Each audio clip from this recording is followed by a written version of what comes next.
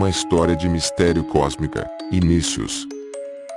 O mistério inicial que acompanha qualquer jornada é como o viajante chegou ao ponto de partida, para começo de conversa. Louise Bogan, Journée à Omiron. Era uma noite escura e tempestuosa. No início de 1916, Albert Einstein havia acabado de completar o maior trabalho de sua vida, uma intensa luta intelectual, que durou uma década, para obter uma nova teoria da gravitação, chamada a teoria da relatividade geral. Entretanto, não era apenas mais uma nova teoria da gravitação, era uma nova teoria do espaço e do tempo também. E foi a primeira teoria científica que explicou não apenas como os objetos se movem através do espaço, mas também como o próprio universo pode se desenvolver. Havia apenas um percalço. Quando Einstein começou a aplicar sua teoria para descrever o universo como um todo, ficou claro que ela não descrevia o universo em que vivíamos. Agora, quase 100 anos depois, é difícil compreender quanto a noção que temos do universo mudou no período de uma única vida humana. Para a comunidade científica de 1917, o universo era estático e contínuo, e consistia em uma única galáxia, a Via Láctea, rodeada por um espaço vasto, infinito, escuro e vazio. Isso descreve o que você veria ao olhar para o céu, a olho nu com um pequeno telescópio, e na época havia poucos motivos para suspeitar do contrário. Na teoria de Einstein, como na teoria da gravitação de Newton antes dela, a gravidade é puramente a força atrativa entre todos os objetos. Isso significa ser impossível haver um conjunto de massas no espaço em repouso eterno. Sua atração gravitacional mútua causaria um colapso, o que entra em desacordo com a ideia de um universo aparentemente estático. O fato de a teoria da relatividade geral de Einstein não parecer consistente com a imagem que se tinha do universo na época foi, para ele, um golpe maior do que você poderia imaginar, por razões que me permitem descartar um mito que sempre me incomodou sobre Einstein e sua teoria. O senso comum afirma que Einstein trabalhou isolado em um quarto fechado durante anos, usando apenas o pensamento e a razão, e apareceu com sua bela teoria que fugia da realidade, talvez como aqueles que defendem a teoria das cordas nos dias de hoje. No entanto, nada poderia estar mais distante da verdade. Einstein sempre foi profundamente guiado por experimentos e observações. Embora tenha realizado muitos experimentos mentais e trabalhado arduamente por uma década, ele aprendeu matemática moderna e seguiu muitas pistas teóricas falsas no processo antes de, finalmente, produzir uma teoria que de fato fosse matematicamente bela. O momento mais importante no estabelecimento de seu caso amoroso com a relatividade, no entanto, teve a ver com a observação. Durante as últimas agitadas semanas em que estava concluindo sua teoria, e competindo com o matemático alemão David Hilbert, Einstein usou suas equações para calcular a previsão para o que de outro modo poderia parecer um resultado astrofísico obscuro, uma ligeira precessão no periélio, o ponto mais próximo da órbita de Mercúrio ao redor do Sol. Os astrônomos há muito já tinham percebido que a órbita de Mercúrio fugia um pouco da prevista por Newton. Em vez de percorrer uma elipse perfeita, a órbita de Mercúrio sofria uma precessão, ou seja, o planeta não retorna precisamente ao mesmo ponto ao fim de uma trajetória, mas a orientação da elipse muda ligeiramente a cada órbita, traçando, assim, um padrão de espiral, em uma quantidade incrivelmente pequena, 43 arcos-segundos, cerca de 1 por 100 de grau, a cada século. Quando Einstein realizou o cálculo da órbita usando a teoria da relatividade geral, chegou ao número certo. Como descrito por um de seus biógrafos, Abraham Pais, essa descoberta foi, acredito, de longe, a experiência emocional mais forte da vida científica de Einstein, talvez de toda a sua vida. O físico afirmava ter palpitações, como se algo tivesse disparado dentro dele. Um mês depois, quando descreveu a teoria para um amigo como de beleza incomparável, seu prazer com a forma matemática havia se manifestado, mas nenhuma palpitação fora relatada. No entanto, a aparente discordância entre a teoria da relatividade e a observação não durou muito tempo. embora tenha obrigado Einstein a introduzir uma modificação que mais tarde chamaria de seu maior tropeço. Falaremos sobre isso mais adiante. Todo mundo, exceto alguns conselhos escolares nos Estados Unidos, hoje, sabe que o universo não é imutável, mas está em expansão, e que essa expansão começou com um Big Bang incrivelmente quente e denso há estimados 13,7 bilhões de anos. Igualmente importante, hoje sabemos que a Via Láctea é apenas uma de talvez 400 bilhões de galáxias no universo observável. Somos como os primeiros cartógrafos terrestres começando a compreender o universo em suas mais largas escalas. Não é de surpreender que as décadas recentes tenham testemunhado mudanças revolucionárias na imagem que temos dele. A descoberta de que o universo está em expansão tem profundo significado filosófico e religioso, pois sugere que ele teve um início. Um início implica criação, e a criação desperta emoções. Embora muitos anos tenham se passado entre a descoberta do universo em expansão, em 1929, e o validamento empírico do Big Bang, o Papa Pio XII o anunciou, em 1951, como evidência do Gênesis. Ele proclamou: parece que a ciência atual, com uma varredura através dos séculos, obteve êxito em ser testemunha do instante majestoso do Fiat Lux, faça-se a luz, primordial, quando juntamente com a matéria surgiu do nada um mar de luz e radiação, e os elementos se dividiram e se agitaram e formaram milhões de galáxias. Assim, com essa concretude característica das provas físicas, a ciência confirmou a possibilidade do universo e também a dedução bem fundamentada quanto à época em que o mundo surgiu nas mãos do Criador. Consequentemente, a criação aconteceu. Dizemos, então, existe um Criador. Então, Deus existe. A história completa, na verdade, é um pouco mais interessante.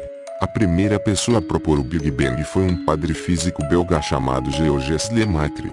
Ele era uma combinação impressionante de competências. Começou seus estudos como engenheiro, foi artilheiro condecorado na Primeira Guerra Mundial, e então migrou para a matemática enquanto estudava para o sacerdócio no início dos anos 1920. Depois mudou para a cosmologia e estudou com o famoso astrofísico britânico Sir Arthur Stanley Eddington, indo posteriormente para Harvard e, em seguida, para o MIT, onde obteve seu segundo doutorado em física. Em 1927, antes de obter o segundo doutorado, Lemaitre resolveu as equações de Einstein da teoria da relatividade geral e demonstrou que ela prevê um universo não imutável e que, de fato, sugere que o universo em que vivemos está em expansão. A ideia parecia tão chocante que o próprio Einstein a contestou com a declaração: sua matemática está correta, mas sua física é abominável. Ainda assim, Lemaitre seguiu adiante e, em 1930, propôs que o universo em expansão na verdade teve início como um ponto infinitesimal, que ele chamou de átomo primordial, e que esse início representava, talvez numa alusão ao Gênesis, um dia sem ontem. Assim, o Big Bang, que o Papa Pio XII tanto anunciou, foi proposto pela primeira vez por um padre. Poderíamos pensar que Lemaitre teria ficado emocionado com essa validação papal, mas ele já descartara em sua cabeça a ideia de que a teoria científica teria consequências teológicas e removeram um parágrafo do esboço de seu trabalho de 1931 sobre o Big Bang que comentava essa questão. De fato, Lemaitre mais tarde expressou sua objeção ao anúncio do Papa sobre o Big Bang e provar o texto do Gênesis, feito em 1951, até porque percebeu que, caso sua teoria se provasse incorreta, as afirmações católicas romanas quanto ao Gênesis poderiam ser contestadas. Nessa época, Lemaitre já havia sido eleito para a Pontifícia Academia do Vaticano, tornando-se mais tarde seu presidente. Ele disse: até onde eu sei, essa teoria permanece completamente alheia a qualquer questão metafísica ou religiosa. O Papa nunca mais abordou o assunto em público. Existe uma lição valiosa aqui. Como Lemaitre reconheceu, o fato de o Big Bang ter acontecido ou não é uma questão científica, não teológica. Além disso, mesmo que tenha acontecido, o que todas as evidências hoje confirmam de maneira contundente, Ele pode ser interpretado de diferentes maneiras, de acordo com predileções religiosas ou metafísicas. Pode-se ver o Big Bang como o próprio Criador ou, ao contrário, argumentar que a matemática da relatividade explica a evolução do universo desde seu início, sem a intervenção de qualquer divindade. Mas uma especulação metafísica como essa é independente da validação física do Big Bang e relevante para nossa compreensão. É claro, conforme nos aprofundamos sobre a mera existência de um universo em expansão para entender os princípios físicos que podem abordar sua origem, a ciência pode lançar luz a essa especulação, e, devo argumentar, ela o faz. De qualquer forma, nem Lemaitre nem o Papa Pio XII convenceram o mundo científico de que o universo estava em expansão. Em vez disso, como em toda boa ciência, a evidência veio por meio de observações cuidadosas, nesse caso feitas por Edwin Hubble, que faz com que eu tenha fé na humanidade, pois começou como advogado e acabou se tornando astrônomo. Hubble fizera uma descoberta significativa em 1925 com o novo telescópio MT Wilson sem Walker, naquela época o maior do mundo. Para efeito de comparação, hoje construímos telescópios mais de 10 vezes maiores do que esse em diâmetro e 100 vezes maiores em área. Até então, com os telescópios disponíveis, os astrônomos foram capazes de discernir imagens distorcidas de objetos que não eram simples estrelas na galáxia. Eles os chamaram de nebulosas, coisa indistinta em latim, para ser mais exato, nuvem. Também debateram se esses objetos estavam em nossa galáxia ou fora dela. Como a visão predominante na época era de que nossa galáxia era tudo o que existia, a maioria dos astrônomos seguiu a visão de nossa galáxia, liderados pelo famoso astrônomo Alou Shapley, em Harvard. Shapley havia largado a escola no 6º ano e estudado por conta própria, chegando, mais tarde, a ir para Princeton. Decidiu se dedicar à astronomia depois de ter escolhido o primeiro assunto que achou no programa de estudos. Em um trabalho influente, demonstrou que a Via Láctea era muito maior do que se pensava e também que o Sol não estava no centro, mas num canto remoto e desinteressante da galáxia. Ele foi uma força formidável na astronomia e, assim, suas ideias a respeito da natureza das nebulosas tiveram considerável importância.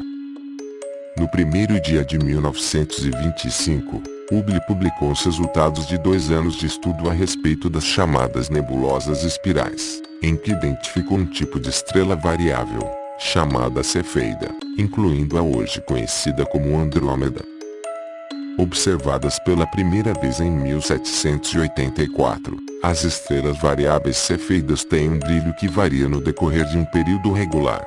Em 1908, uma candidata astrônoma menosprezada, Henrietta Swan Leavitt, foi contratada como computadora no observatório da Universidade Harvard e computadoras eram mulheres que catalogavam o brilho das estrelas gravado nas placas fotográficas do observatório. Na época, não era permitido que mulheres usassem os telescópios. Filha de um pastor congregacional e descendente de peregrinos, Leavitt fez uma descoberta surpreendente, que aprofundou em 1912. Percebeu que existia uma relação estável entre o brilho das estrelas Cefeidas e o período de sua variação. Assim, caso se determinasse a distância em relação a uma única Cefeida de período conhecido, determinados na sequência, em 1913, então medir o brilho de outras Cefeidas do mesmo período permitiria que se determinasse a distância até essas outras estrelas.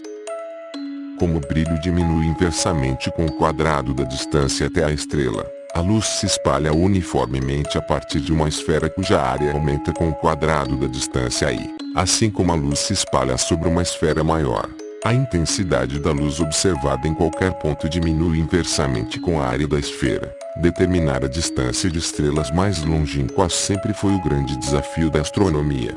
A descoberta de Henrietta foi uma revolução. O próprio Hubble, ignorado pelo Nobel, dizia com frequência que o trabalho de Leavitt merecia, embora talvez tenha sugerido isso porque seria um concorrente natural a dividir o prêmio com ela por seu trabalho subsequente. A Academia Real da Suécia já considerava indicar Leavitt para o Nobel em 1924, quando descobriram que ela havia morrido de câncer 3 anos antes. À custa de sua personalidade forte, seu talento para autopromoção e suas habilidades como observador, Hubble viria a se tornar um nome famoso, enquanto Leavitt, infelizmente, é conhecida apenas por aficionados da área.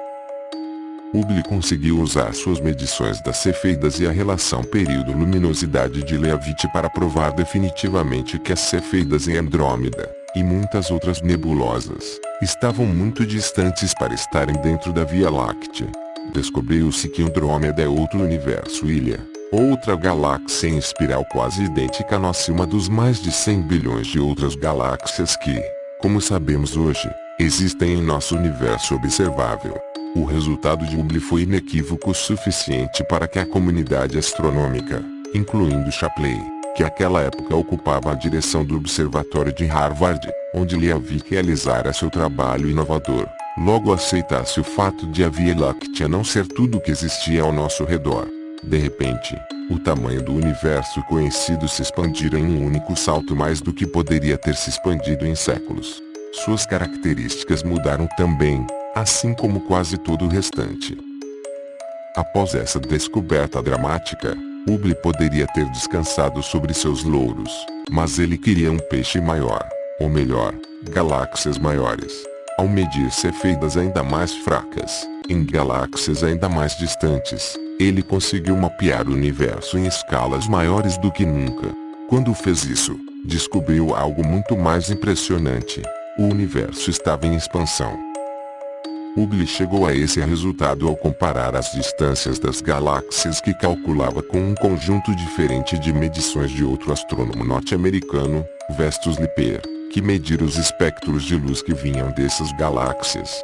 A compreensão da existência e da natureza desses espectros exige um retorno ao início da astronomia moderna. Uma das descobertas mais importantes da astronomia foi que a matéria das estrelas e a matéria da Terra são em grande parte a mesma. Tudo começou, como muitas coisas na ciência moderna, com Isaac Newton. Em 1665, Newton, então um jovem cientista, ao escurecer seu quarto completamente, deixando apenas uma fresta na persiana, fez com que um fino raio de luz solar passasse por um prisma, e viu que a luz se dispersava nas cores conhecidas do arco-íris. Newton concluiu que a luz branca do Sol continha todas essas cores, e estava certo. 150 anos depois, outro cientista examinou a luz dispersa com mais cuidado e descobriu faixas escuras em meio às cores. Deduziu que essas faixas se deviam à existência de materiais na atmosfera mais externa do Sol que absorviam a luz de certas cores ou comprimentos de onda específicos. Essas linhas de absorção, como ficaram conhecidas, poderiam ser identificadas através dos comprimentos de onda absorvidos por elementos conhecidos na Terra, como o hidrogênio, o oxigênio, o ferro, o sódio e o cálcio. Em 1868, outro cientista observou duas novas linhas de absorção na parte amarela do espectro solar que não correspondiam a qualquer elemento conhecido na Terra. Ele concluiu que isso devia acontecer devido a um novo elemento, denominado hélio. Uma geração depois, o hélio foi descoberto na Terra. O espectro de radiação que vem de outras estrelas é uma ferramenta científica importante para entender a composição, a temperatura e a evolução delas. Em 1912, Vestus Lippert observou os espectros de luz que vinham de várias nebulosas espirais e descobriu que eram similares aos das estrelas próximas, exceto que todas as linhas de absorção eram deslocadas pela mesma quantidade em comprimento de onda. Esse fenômeno foi entendido na época como consequência do efeito Doppler, assim chamado em homenagem ao físico austríaco Christian Doppler, que explicou, em 1842, que ondas dispersadas de uma fonte em movimento serão estendidas se essa estiver se afastando e comprimidas se estiver se aproximando. É a manifestação de um fenômeno muito famoso e que sempre me faz lembrar um cartoon de Sidney Harris em que dois cowboys estão montados em seus cavalos olhando os trens distantes, e um deles diz para o outro: "Adoro ouvir o lamento solitário do apito do trem conforme a magnitude das mudanças de frequência devido ao efeito Doppler." De fato, o apito do trem ou a sirene da ambulância parecem mais altos se os veículos estiverem se aproximando e mais baixos se estiverem se afastando. O mesmo fenômeno acontece com ondas de luz e de som, embora por razões um pouco diferentes. As ondas de luz de uma fonte que se afasta, seja por seu movimento no espaço, seja pela expansão interferente do espaço, serão esticadas e, assim, parecerão mais vermelhas do que se não houvesse esse afastamento, já que o vermelho tem o maior comprimento de onda do espectro visível. Por outro lado, as ondas de uma fonte que se aproxima serão comprimidas e parecerão mais azuis. Slipper observou, em 1912, que as linhas de absorção da luz vinda de todas as nebulosas em espiral eram quase todas deslocadas sistematicamente para comprimentos de onda maiores, embora algumas, como Andrômeda, fossem deslocadas para comprimentos de onda menores. Ele deduziu corretamente que a maioria desses corpos, então, estava se afastando com velocidades consideráveis. Hubble conseguiu comparar as observações da distância dessas galáxias em espiral, como eram conhecidas na época, com as medições de Slipper das velocidades de afastamento. Em 1929, com a ajuda de Milton Mason, membro da equipe do Monte Wilson, seu talento técnico era tanto que havia lhe assegurado um emprego no Monte Wilson sem nem ter um diploma escolar. Ele anunciou a descoberta de uma relação empírica impressionante, a hoje chamada Lei de Hubble. Existe uma relação linear entre a velocidade de recessão e a distância da galáxia, ou seja, as galáxias que estão cada vez mais distantes se afastam de nós com velocidades cada vez maiores. Quando nos deparamos pela primeira vez com esse fato, que quase todas as galáxias estão se afastando de nós, e que aquelas que estão 2 vezes mais longe se afastam 2 vezes mais rápido, as que estão 3 vezes mais longe se afastam 3 vezes mais rápido, e assim sucessivamente, parece óbvio que isso implica, somos o centro do universo. Como alguns amigos sugerem, preciso ser lembrado todos os dias de que não se trata disso. A relação que Lemaitre previra tem consistência. O universo está de fato em expansão. Tentei explicar isso de diversas maneiras e não acho que seja fácil fazê-lo, a não ser que se pense fora da caixa, nesse caso, fora da caixa universal. Para entender as implicações da lei de Hubble, é preciso deixar de lado o ponto de vista míope de nossa galáxia e olhar para o universo de fora. Embora seja difícil ficar do lado de fora de um universo tridimensional, é fácil ficar fora de um bidimensional. Desenhei a seguir um universo em expansão em 2 momentos diferentes. Como se pode ver, as galáxias estão mais distantes no segundo momento. Como você pode ver, a ideia de Hubble de colocar uma linha reta nesse conjunto de dados parece um pouco aleatória. Há uma relação clara, mas o fato de uma linha reta ser ou não a melhor opção não fica nem um pouco claro baseando-se somente nesses dados. O número para a taxa de expansão que eles obtiveram, derivado do gráfico, sugeria que uma galáxia com 1 milhão de parsecs, 3 milhões de anos-luz, a distância média entre as galáxias, estava se afastando com uma velocidade de 500 km por segundo. Essa estimativa não foi aleatória, no entanto. A razão para isso é relativamente simples de se perceber. Se tudo está se afastando hoje, então em tempos remotos tudo estava mais próximo. Agora, se a gravidade é uma força de atração, então ela deveria retardar a expansão do universo. Ou seja, a galáxia que se afasta a uma velocidade de 500 km por segundo hoje se movia mais rápido antigamente. Se, por hora, supomos que a galáxia sempre se moveu com essa velocidade, podemos trabalhar de trás para frente e descobrir há quanto tempo ela esteve na mesma posição em que a nossa está. Como as galáxias 2 vezes mais afastadas se movem 2 vezes mais rápido, se trabalharmos de trás para frente, descobriremos que elas estavam sobrepostas à nossa posição exatamente ao mesmo tempo. De fato, todo o universo observável estaria sobreposto em um único ponto, o Big Bang, nesse tempo estimado. Tal estimativa é claramente um limite máximo da idade do universo, já que, se as galáxias um dia estavam se movimentando mais rápido, elas chegariam onde estão hoje em menos tempo do que a estimativa sugere. Segundo a estimativa baseada na análise de Hubble, o Big Bang aconteceu há aproximadamente 5 bilhão de anos.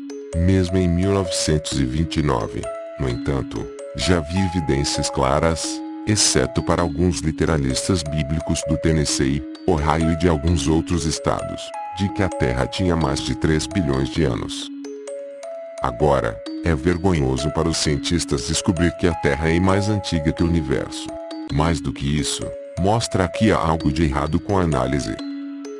A fonte dessa confusão foi o fato de que as estimativas de distância de Hubble, obtidas por meio das relações das cefeidas em nossa galáxia, estavam sistematicamente incorretas. Utilizar a progressão de distância baseada nas cefeidas próximas para estimar a distância de cefeidas longínquas, e então estimar a distância de galáxias nas quais as cefeidas ainda mais distantes eram observadas, foi um método falho. A história de como esses efeitos sistemáticos foram superados é muito longa e complicada para descrever aqui. De qualquer forma, não importa mais, porque agora temos um estimador de distância muito melhor. Uma das minhas fotos preferidas do telescópio espacial Hubble é esta. Ela mostra uma linda galáxia espiral muito distante, há muito tempo porque a luz que vem da galáxia demora mais de 50 milhões de anos para nos alcançar. Uma galáxia espiral como essa, que lembra a nossa, contém cerca de 100 bilhões de estrelas. O ponto brilhante em seu centro talvez contenha 10 bilhões. Preste atenção à estrela no canto inferior esquerdo que emite um brilho quase igual ao desses 10 bilhões de estrelas. À primeira vista, pode-se concluir que essa é uma estrela que está muito mais próxima em nossa própria galáxia que atrapalhou a foto. Mas, na verdade, é uma estrela daquela mesma galáxia em espiral, a mais de 50 milhões de anos-luz de distância. Obviamente, não é uma estrela comum. É uma estrela que acabou de explodir, uma supernova, um dos fogos de artifício mais brilhantes do universo. Quando uma estrela explode, ela emana brevemente, durante mais ou menos um mês, uma luz visível com o brilho de 10 bilhões de estrelas. Felizmente para nós, estrelas não explodem com tanta frequência, mais ou menos uma vez a cada 100 anos por galáxia. Mas temos sorte por elas se explodirem, pois não estaríamos aqui se isso não acontecesse. Um dos fatos mais poéticos que conheço sobre o universo é que, essencialmente, cada átomo do nosso corpo esteve um dia dentro de uma estrela que explodiu. Além disso, os átomos de sua mão esquerda provavelmente vieram de uma estrela diferente da dos átomos de sua mão direita. Somos todos, literalmente, filhos das estrelas, e nosso corpo é feito de poeira de estrelas. Como sabemos disso? Bem, podemos extrapolar nossa imagem do Big Bang voltando à época em que o universo tinha quase um segundo de vida e calcular que toda a matéria observável estava comprimida em um plasma denso cuja temperatura deveria ser de mais ou menos 10 bilhões de graus, escala Kelvin. A essa temperatura, reações nucleares podem acontecer com facilidade entre prótons e nêutrons conforme eles se associam e se separam devido a outras colisões.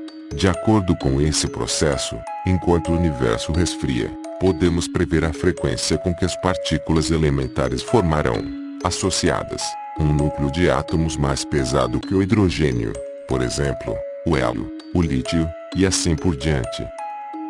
Assim, descobrimos que, essencialmente, nenhum núcleo, além do lítio, o terceiro núcleo mais leve da natureza, formou-se durante a bola de fogo que foi o Big Bang. Sabemos que os cálculos estão corretos porque as previsões da abundância cósmica dos elementos mais leves estão de acordo com essas observações. Os elementos mais leves, como o hidrogênio, o deutério, o núcleo de hidrogênio pesado, o hélio e o lítio, variam em 10 níveis, aproximadamente 25% dos prótons e nêutrons, por massa, viram hélio, enquanto em cada 10 bilhões de nêutrons e prótons acaba em um núcleo de lítio. Sobre essa variação incrível, as observações e as previsões teóricas convergem. Essa é uma das mais famosas, significativas e bem-sucedidas previsões que provam que o Big Bang realmente aconteceu. Somente uma grande explosão quente pode produzir a abundância de elementos leves e justificar a expansão do universo observada hoje. Carrego um cartão no bolso de trás que mostra a comparação entre as previsões da abundância de elementos leves e a abundância observada, para que, sempre que alguém disser não acreditar que o Big Bang aconteceu, eu possa mostrá-lo.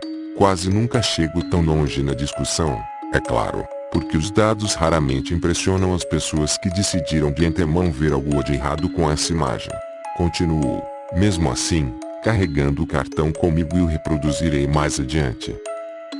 Enquanto o lítio é importante para algumas pessoas, mais importante ainda são os núcleos mais pesados, como o carbono, o nitrogênio, o oxigênio, o ferro, e assim por diante. Esses elementos não passaram a existir com o Big Bang.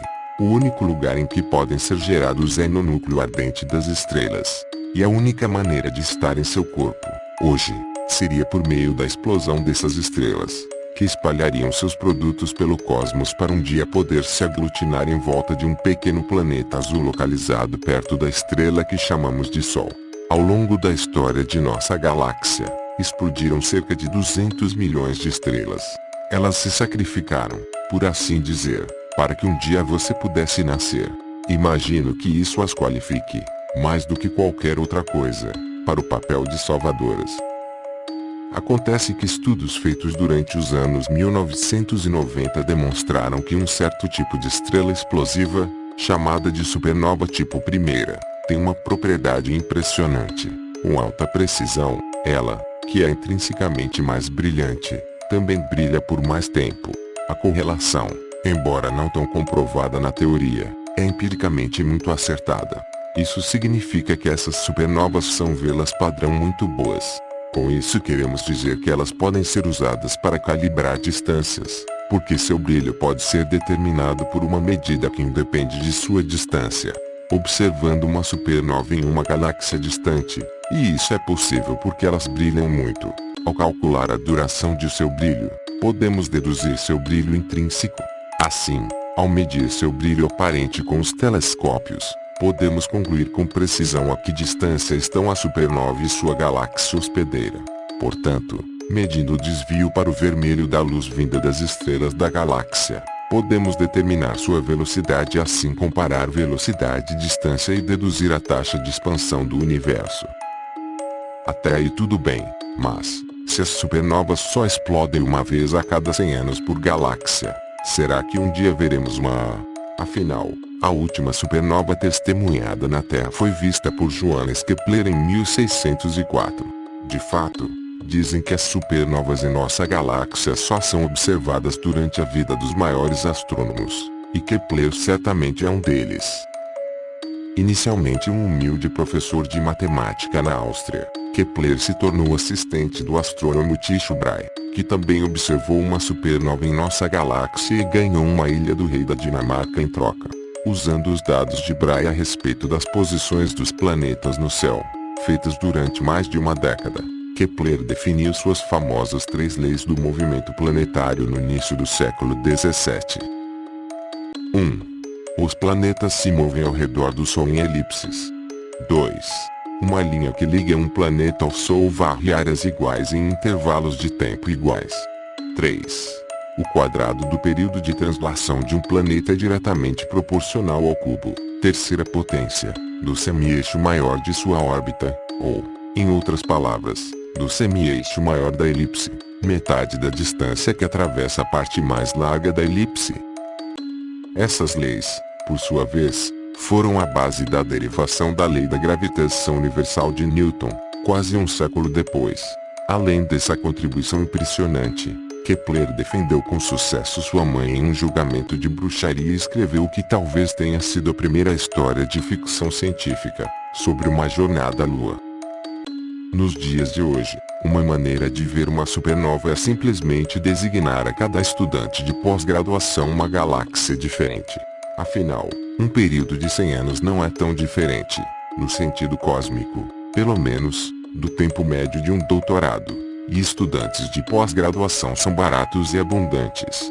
Felizmente, no entanto, não precisamos recorrer a medidas tão extremas, por uma razão muito simples: o universo é grande e velho e, como resultado, acontecimentos raros acontecem o tempo todo. Saia uma noite para um passeio na floresta ou no deserto, onde possa haver estrelas, e levante a mão para o céu, fazendo um pequeno círculo com o polegar e o indicador, mais ou menos do tamanho de uma moeda de 10 centavos. Leve o pequeno círculo em direção a uma mancha escura do céu em que não haja estrelas visíveis. Nessa mancha escura, com um telescópio grande do tipo que usamos hoje, seria possível distinguir talvez 100.000 galáxias, cada uma contendo bilhões de estrelas. Como supernovas explodem uma vez a cada 100 anos, com 100.000 galáxias à vista, pode-se esperar ver, em média, cerca de 3 estrelas explodirem em uma noite. Os astrônomos fazem exatamente isso. Ficam horas ao telescópio e, em algumas noites, podem ver uma estrela explodir, 2 em outras noites, e não conseguirão ver nenhuma em noites nubladas. Dessa forma, vários grupos foram capazes de determinar a constante de Hubble com margem de erro inferior a 10%. O novo números, cerca de 70 km por segundo para galáxias, em média, 3 milhões de anos-luz distantes, é quase um fator de 10 menor que o deduzido por Hubble e o Mason. Como resultado, deduzimos uma idade de aproximadamente 13 bilhões de anos para o universo, e não 5 bilhão de anos. Como descreverei mais adiante, isso também está em total acordo com estimativas independentes da idade das estrelas mais antigas de nossa galáxia, de Brahe a Kepler, de Lemaitre a Einstein e Hubble, e do espectro de estrelas à abundância dos elementos leves. 400 anos de ciência moderna produziram uma imagem consistente e impressionante do universo em expansão. Tudo faz sentido. O Big Bang está em boa forma.